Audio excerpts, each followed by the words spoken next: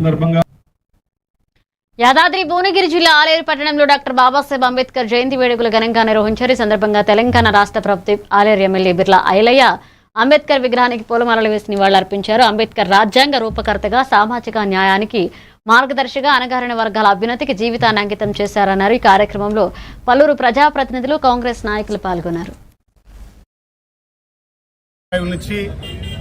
ప్రతి పౌరుడు కూడా స్వేచ్ఛా వాతావరణంలో జీవించే విధంగా ప్రతి పౌరుడికి హక్కులుగా భారత రాజ్యాంగం నిర్మాత డాక్టర్ బిఆర్ అంబేద్కర్ గారి 135వ జయంతి సందర్భంగా ఆలేరు పట్టణంలో పెద్ద ఎత్తున ఆయన జయంతి ఉత్సవాలు నిర్వహించి ఫలాలనే లక్ష్యంతో ఈ ప్రభుత్వం ముందుకు పోతుంది.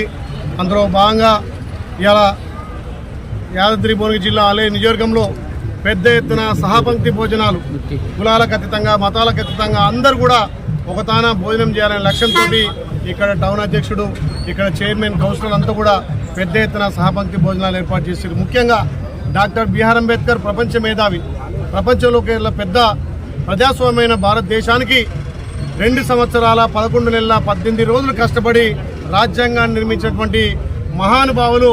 ఆయనను స్ఫూర్తిగా